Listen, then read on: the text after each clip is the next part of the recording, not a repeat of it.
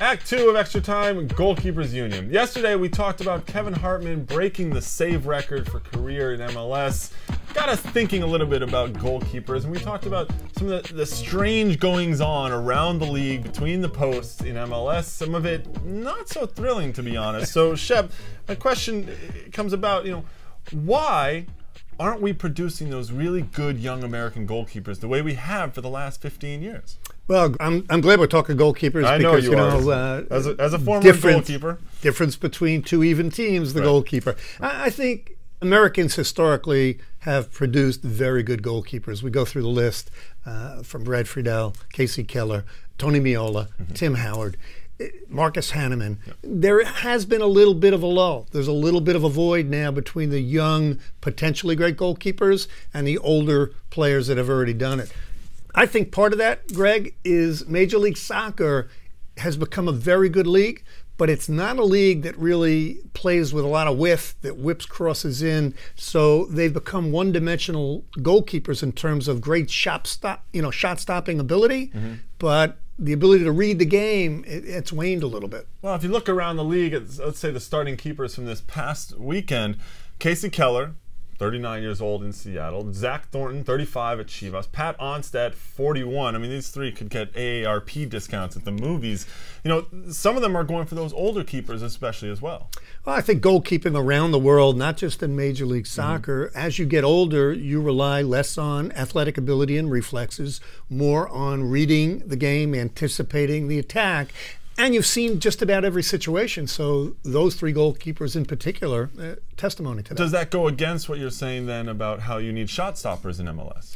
Well, I think those guys, Onstad and Casey Keller and Zach Thornton, they have years of experience at a very good level, high level, and they're anticipating the shots rather than being what we call a line goalkeeper, relying on their reflexes. They're having success. Well, maybe like a Tim Howard when he was younger, right? He was much better at shot blocker, and now he's beginning to learn the game still. It's the only position in the world, Greg, where your prime years, unlike a striker, your prime years are 28 to 35. So Tim Howard, young, athletic, playing in Major League Soccer, he's first becoming a goalkeeper now. Well, there's some goalkeepers this past weekend also who were in there. Josh Wicks in D.C., who is very athletic, but he's not really the answer. Too many miscues out there for him. Also, Danny Sapero in New York, my feelings on that he's just not ready. He's a good goalkeeper. I just don't think he's ready.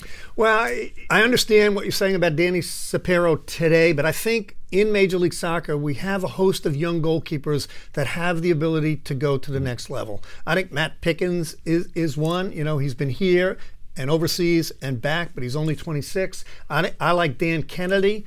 Out in the West Coast. I like Danny Sapero. He is young, athletic. He's going to make mistakes. I think there's an era, a generation of young goalkeepers that have the chance to be great. We just haven't seen them enough, maybe. There are also some guys on the benches around the league that they have futures, obviously some silver lining. Chris Seitz at Real Salt Lake, we talk about him a lot. Josh Lambo in Dallas. And this past weekend, Brad Knighton, the number 2 for New England, stepped in very well for the Revs when Matt Reese went out injured. So maybe there's some other players that just aren't getting a shot. We just don't see them yet. Yeah, Greg, that's a good point. And it's just like every other position in the starting 11. If you get a chance for those young goalkeepers through injury, whatever circumstance, get on the field, get a win, get the job done, and try not to lose your job. So no concerns from your standpoint about the factory of goalkeepers that the U.S. has been making over the last couple of years? No, really not. I think there's some great young athletes, some good talent coming up in Major League Soccer at the goalkeeping position. We always have a rush to judgment, That's right? True. So we rush to say we were the greatest goalkeepers in the world. Guess what? Brazil is generating good goalkeepers. Yeah.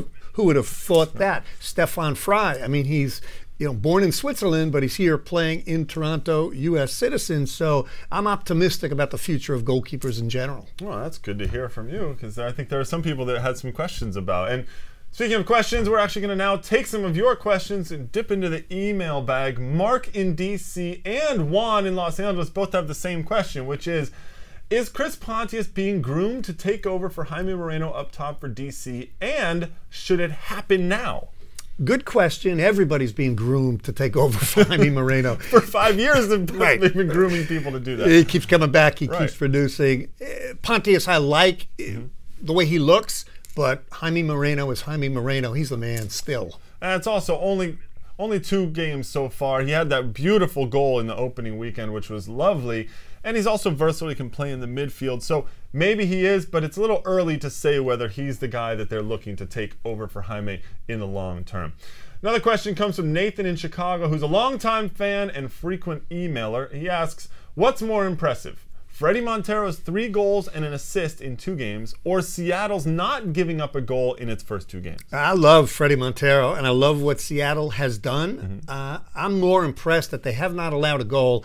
And Casey Keller, there was some concern. He took a year off in between playing in Germany and coming back to play for Seattle. He is fit. He looks motivated. He looks energized.